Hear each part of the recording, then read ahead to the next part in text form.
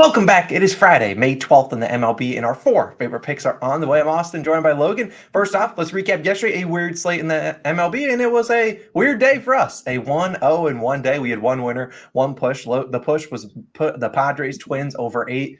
Logan, I don't. Teams combined 2 for 14 runners in scoring position. It probably should have hit, but my pick was a no sweat bet. It cashed in the first inning. It was the Reds team total over 3.5, and India to record a hit. They get 4 runs in the bottom of the first, and they get that done. So a 1-0 day, we certainly will take that. Hopefully we don't get any more pushes today, but it's going to be a good day. If you are new, go down below, hit that subscribe button. We certainly would appreciate it. And we have a parlay of the day giveaway today. You'll see that on my Twitter at Calling Our Shot. We'll tweet it out if the parlay of the day hits today. We're giving away the winnings of it, which I think will be right around $500 today to one random person. So either way, Logan, you got 2 picks today. You're betting on 2 birds. Who's the first bird?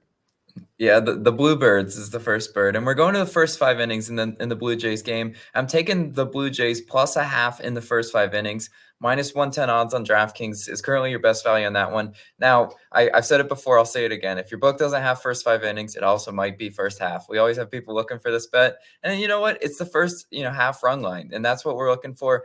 I was conflicted on taking the Blue Jays on the money line or the first 5. I actually do really like the value you're getting on the money line. I just think this is one of those spots where everyone puts Spencer Strider and the mustache minus 150 in their parlays, and there's a leg to go down, right?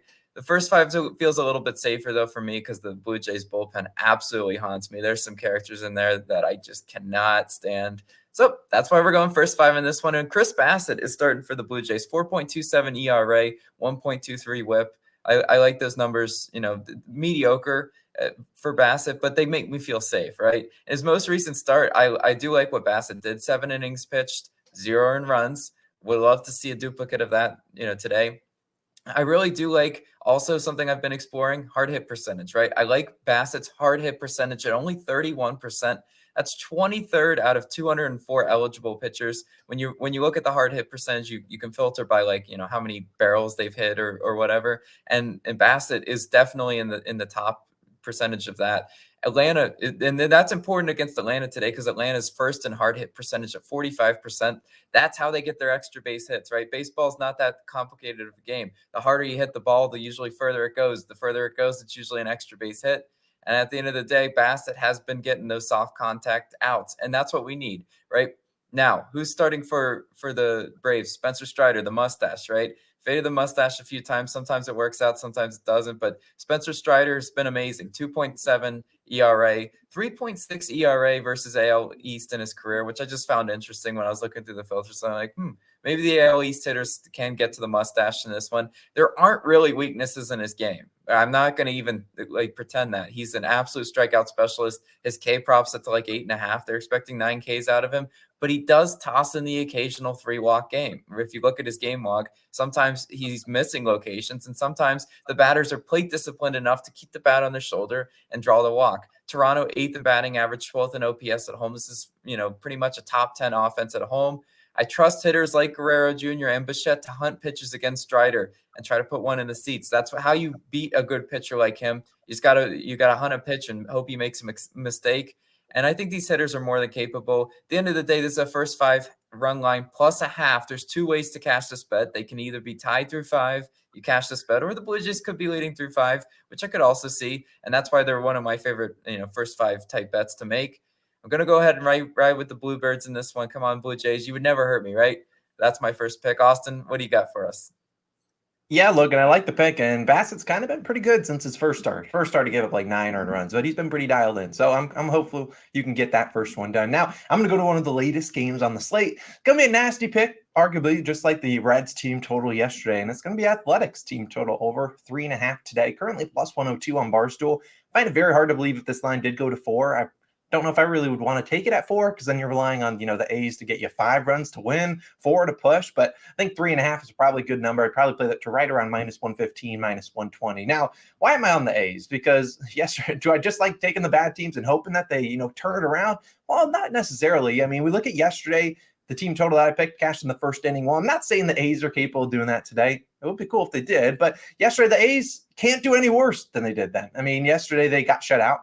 Eovaldi of the Rangers went out there through 8 2/3 innings pitch, almost got the last out. They had to throw in a reliever there. He had 0 earned runs, 12 Ks. I mean, he had their number. He was dialed in. He was cooking them. But then we look at this line, and I look at how it opened up. It opened up at Rangers at minus 130 on the money line. Now, Rangers are not minus 130 right now, but the fact that it opened up then, I think their A's got a chance to win this game, and I don't see them having a chance if they aren't putting up 4 runs. Their bullpen is too bad.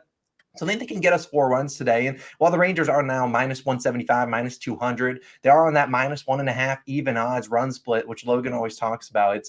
And while I'm not psycho enough, not like maybe Logan is, to bet Athletics plus 1.5, although I do hope that hits, I think the A's got a good chance of getting to Martin Perez, who's going to start for the Rangers. Now, look, this is I like team totals here because the A's could realistically come out and their starting pitcher could give up 15 runs. Maybe the Rangers just throw in none of their good relievers, put in some guys that are position players, maybe just give the A's some chances of getting some runs. But we look at Perez last game. I faded him. He gave up, it was 3 2/3 innings pitched, 8 hits, 7 earned runs versus the Angels. The Angels looked like they had a chance. They gave up 16 runs in that game. And so obviously the Angels didn't get it done, but they were able to get to Perez. And there's something about Perez. He's going to put guys on base. There's no way around that. He's given up 5 hits in all 7 starts, 6+ hits in 5 of those 7. So the Athletics are a team that they're going to have base runners here. Can they get those timely hits? And I like that Perez is a lefty. The A's are decent against lefties. They're not great against righties. I won't lie to you there, but 15th in batting average, 20th in OPS versus left-handed pitchers. They're going to have chances against Perez here. He either will walk some guys, they'll get on base.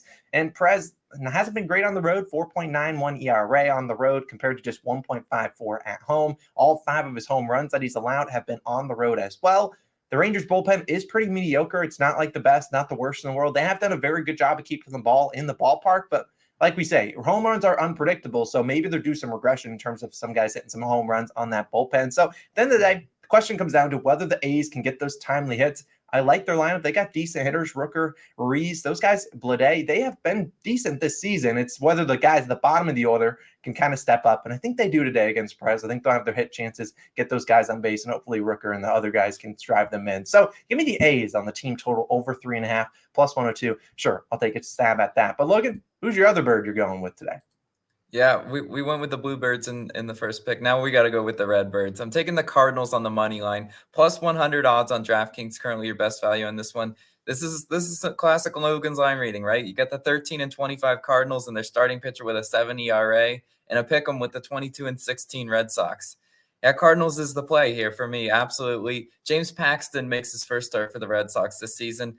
So obviously no data for him. Against lefties, though, he is a lefty. The Cardinals have been great, hitting 289 versus lefties in their last 3 games. I do expect them to get some hits and runs up on him. I mean, dang, look at the over-under for this game. Like, if they don't get hits and runs up on him, they're not even going to sniff that. There should be run opportunities against him and against the Red Sox bullpen that follows, because I'm not going to lie to you, I'm not familiar with Paxton's game at all. I looked at his game log. It seems like he was once upon a time a Mariners relief pitcher maybe. So he's probably not going to last all that long. And if the Red Sox bullpen does come in and follow, I absolutely love this for our bet, because they're 8th in bullpen ERA, which gives people a sense of security. But you know what? I've watched so much baseball, and I do know that the Red Sox bullpen is so liable for a sell job. I think that bullpen ERAs do some regression, and I'm calling it right here. So I do think there will be some run opportunities, to provide for Adam Wainwright, right? Adam Wainwright, 7.2 ERA, 1.6 WHIP in his first start of the year. I mean, what do you want from Waino? He sucked, right? But he's a savvy veteran, though, that knows how to get these Red Sox hitters out, though, right? Wainwright is one of those pitchers, the book's written on him, right? Whenever the sports books see Wainwright, they know how to price these lines. I'm telling you, I think they priced this for a bounce back performance for Waino in this one. We know the Red Sox offense is amazing, right? First in average and first in OPS at home. You just got to trust the line, right? I do think Wainwright will throw some off-speed pitches, definitely give these hitters some challenging looks. I think he'll be able to hold them down enough to not complete, a sell job. St. Louis 16th in bullpen ERA. They have some arms in there that I can trust, but also a few sketchy characters lurking in there. I'm not going to lie to you. There's a few guys in the Cardinals bullpen, but for the most part, I do trust them. I do trust once Waino comes out that they will be able to hold whatever lead they're able to give him. And I do like the Redbirds in this one. Give it to me. Give me the Redbirds in a line. Logan's line read, which, been great most of the year. But Austin. It's fine. Yeah, I know what time it is. Yesterday we didn't get to wave these flags, but we're waving them today. Thank Nerfy Nation. Stand up. We're ready to cash out for you guys. 6 quick outs. We know we had a couple losers in a row. I think 19 and 18 on the year. We're going to 20 and 18 today. And we're going to go to one that won't be a popular one, which is exactly where we want to be. We don't want to be in the ones where everyone's on it. Those never work. Just look at the people in the Padres-Twins game yesterday. They lost on the first pitch. But we're going to go to this one, and it's going to be the Pirates and Orioles, taking them on the no-run first inning. Now, when you look at these two teams, you got an over-under 8.5. They're expecting some runs. There will probably be some runs here, but we know some of these offenses are slow to start, and then we see runs come on later on in those games. And we look at Kyle Bradish. He's going to get the go for the Orioles, and he's been pretty good this year. 5-0 on no-run first innings. He's not an undefeated Nerfy pitcher all year. I'm not going to sugarcoat that, but I do think that he is capable enough to get it done. And I think he'll be able to go out there and do his thing. We've seen, this Pirates offense sometimes hits well, but I feel like they hit much better at home than they do on the road, and they are on the road today in Baltimore. So, look, I think Bradish can get me those first 3 outs. Who's on the other side, Logan? Yeah, so it's Johan Oviedo, and if Bradish does his job, yeah, we might have to bite our nails a little bit when Oviedo's up because he's 3-4 on Nerfies, which if on surface level you're going to be like, Logan, no, can't trust that guy. Well, he's going through a rough patch, right? He's an ally of Yerfy Nation right at the moment. 3 straight yes-run first innings, but prior to that, he was 3-1 in his first 4 Nerfies. So he's just one of those up and down ride the wave pitchers. But you know what I do like? I do like the Orioles are 29th in first inning runs. I do like that when the Orioles score, it usually does come later in the game. And I think Oviedo might be able to get us those first 3 outs. Look, the over-under is set to 8.5, and everyone and their mother is on the over. At the time we're recording this video, it could change. But I do think this is what Austin and I talked about, the line reading type Nerfy. You can't just look at the slate and say, what's the most obvious Nerfy and just pick that one. It doesn't work like that. I promise you it doesn't work like that. So Pirates and Orioles, I do like this one, Nerfy Nation. I think we stand a really good chance of cashing.